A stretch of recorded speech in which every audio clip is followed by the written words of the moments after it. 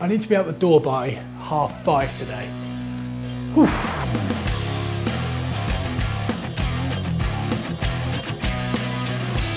I know a lot of you are asking, Matt, why do you always start so late in the day? Well, in this instance, it's because I've just had to get my workshop lovely and tidy because there is a show on in the workshop this weekend and people might be walking around here and having a look. So I need to give off my best impression. So I've just made the workshop lovely and spotless and it's nice to have some space again. So on the agenda today, I am going to get the other half of Buckeye glued together, and then I think I'm ready to glue the body onto the neck as well. I've just got a few small patches to sort out first. So firstly, let's just have a look at this Buckeye. So I've already got this out the cramps and I gave it a little sand in an area around here just to see what the joint looked like, and it looks pretty good. There is a tiny black line there, but I think by the time I get a finish on it, the amount of contrast and stuff going on with this, that line is going to be so imperceivable. Is that a word? We're going with it. Imperceivable. So in fact, let's just get the rest of it sanded off now while I can.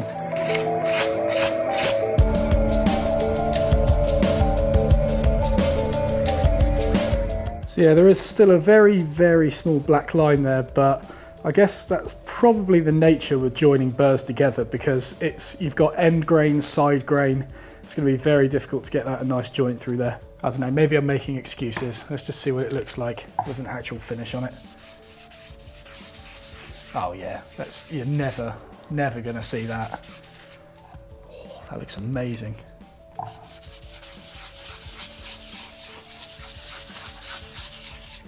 Oh man, I can't wait to finish this thing. So while I'm grabbing these clamps, I've just been chatting to Kieran, who runs a Instagram profile under the name Over the Wireless. He is a luthier, musician, and writes for Furniture and Cabinet Making magazine every now and then.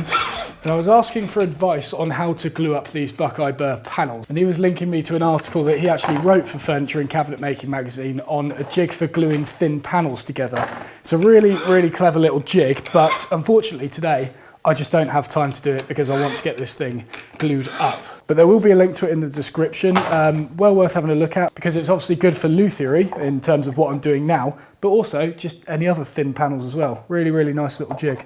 I've mullered this lid so much that it's no longer airtight. So this whole nice mechanism that they've got on here is, I mean, there's no point to it because it just ends up drying in here and makes the process a little bit more difficult. I would take the lid off, however, I need to apply the glue to a 5mm edge, and I don't think a 40mm nozzle is going to be the most precise. Oh, come on. But to be fair, as annoying as this is to do, it is very satisfying. Oh, look. Oh, yes. Oh, it's like picking out a giant bogey. Not that I would know, of course. Right. Oh, yes. I'm using Type Bond 3 for this because I just wanted to experiment with the differences between using Type Bond No Run No Drip, which I used yesterday, because that's obviously given me a tiny black line there. I'm wondering if the viscosity of that glue has acted as a barrier between the two. So I'm going to use this Type Bond 3 instead and see how it works out. Oh God, this nozzle is so bad. That's not the precise bead I was after, but let's go with it. Ah, bugger. And this is why you would use that thin panel gluing jig, because then this doesn't happen. Right, we're going to have to go back to the clamping to the workbench method. I think changing a camera angle halfway through glue up, that is not the most sensible thing I've ever done. Just get a little one here.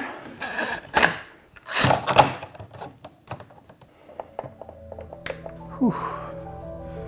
Okay, that was way more stressful than it should have been.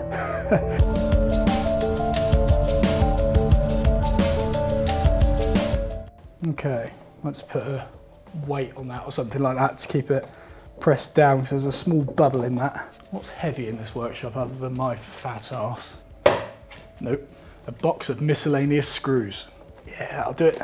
Cool, let's leave that. Okay, so that is ready to go. Now, I can't glue this on yet because I need to sand these inside faces before the neck is going up there and on these bits and everything. But I don't have a bobbin sander here, so I'm going to have to take this to Rycote Wood, which is good because I'm going in the next few hours. How are we doing?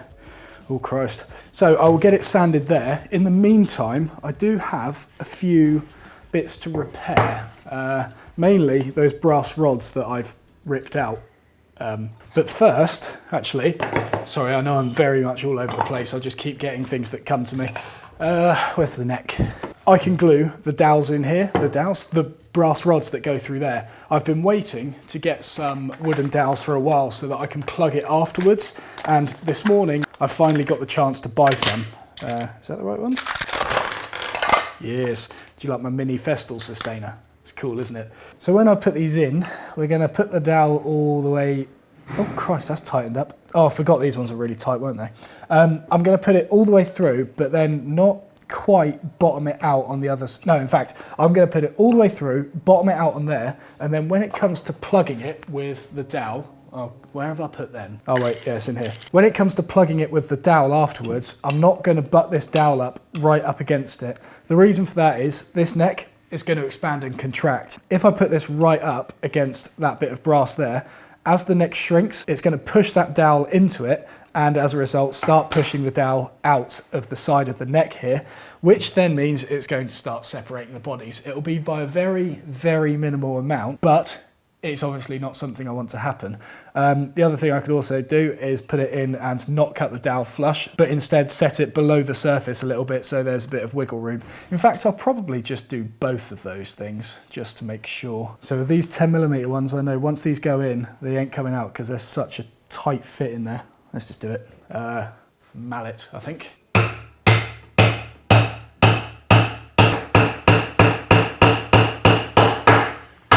Let's get them all in first. I'm actually debating if I even need to plug it. It's so tight in there.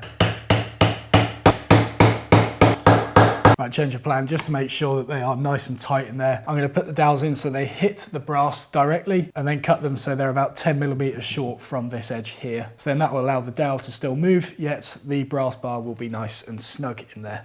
So to do that, dowel in there, mark a little line. So then this bit here is the area that was poking out of the neck. So I'm going to cut it about 5mm short of that. Oh. Oh, where's that gone? So now with the addition of a little bit of glue, not too much. Oh Christ, that was probably too much. Damn glue nozzle. Because now all that glue has started squeezing out around the brass rod and into that crack in the middle. Silly me. Right, we won't do that for the rest of them.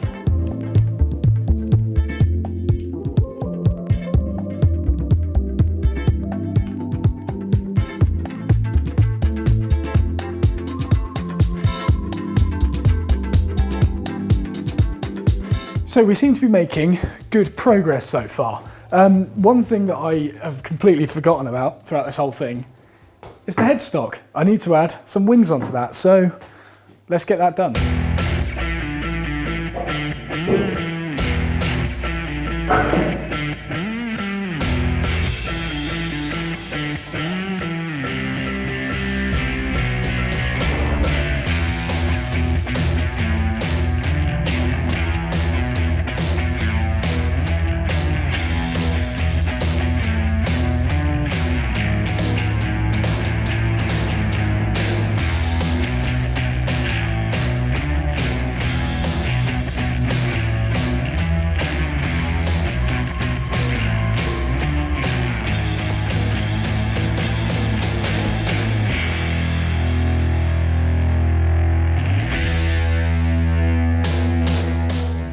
Why, Matt, did you tidy the workshop before doing any work today?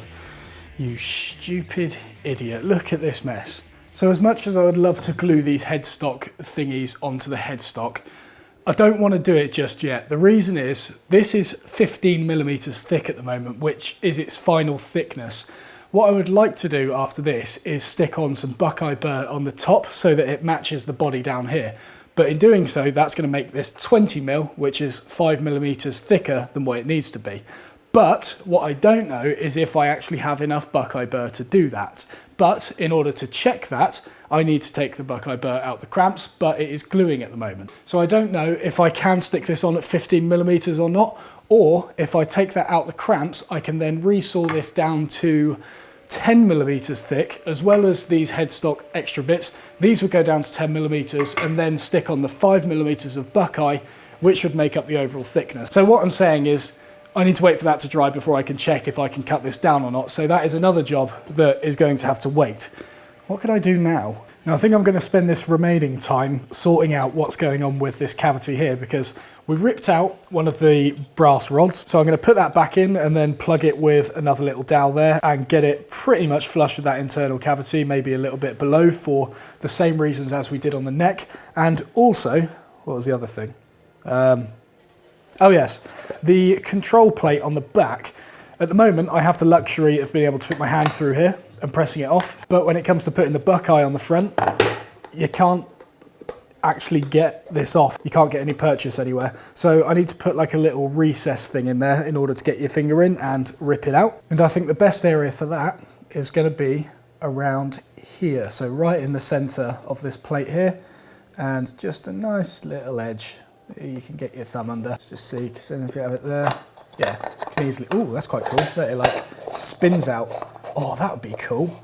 That's going to get in the way. But yeah, just around here, there's going to be a little area to put your finger in and pull it out like that. So we go and get this in the vise. Oh, I wish I left that square edge on now. All right, not too much pressure here, because I don't want to start doing anything dodgy to that bit there. And then get the old, let's see, we got a gouge or a microplane rasp. That could also work. Yeah, one of those two. Let's try the microplane first. This is one of the coarser ones, so I don't know how nice it's going to be on cross grain.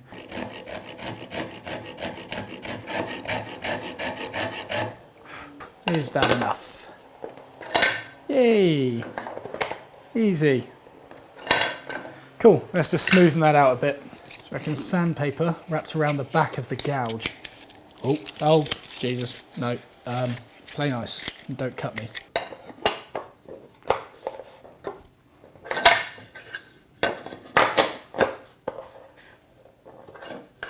Right, so now for this copper bar that ripped out. So I've put it in there. I'll put a little dot in there and get it out again. Oh, come on, you came out so easy with the router bit. Don't be this way. Yes. So from that point, I want to cut it down about 3 mil maybe? Yeah, let's cut it down to there. Zero clearance insert.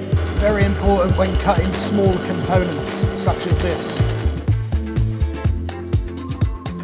Because if you don't have a zero clearance insert or zero clearance table, that little bit in there might get sucked down and get stuck between the blade and bearing temporarily, and yeah, God knows what would happen with that. So now I need to somehow plug this. Just that going in there, it's going to do something, but it's not great. I think I'm going to have to chisel that squarish and then inlay another bit of Ovanco in there maybe, because the 6mm dowel, it's just way too wobbly in there. I don't think there's any point leaving gluing that in there. 10mm dowel obviously isn't going to fit, so yeah, I think a little patch should do it.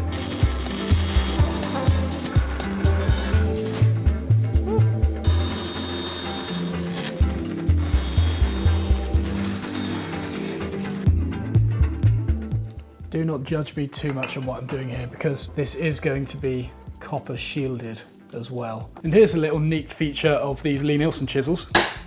Oh, there you go, that's a lot easier than expected. You can take the handles off so you can get into... Oh. Okay. Well, in slightly larger spaces than what we had. Oh, that is so close. So close. Oh, come on. No, that way. No, it's not happening, is it? Damn it. Nice idea though. Right, well, it's not anything pretty, but it's a pretty good fit in there.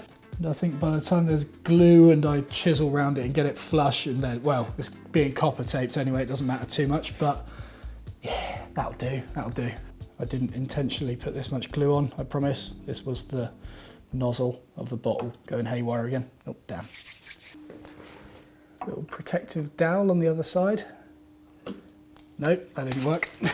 A little bit of protected cardboard on the other side. Oh yes. Oh, lovely. Get in there. Cool. Right, we'll wait for that to dry and then get it flushed off. Right, and I think that's all the things we can do in the workshop now. So we need to take these all to Rykerwood and get these internal shapes sanded. So let's go.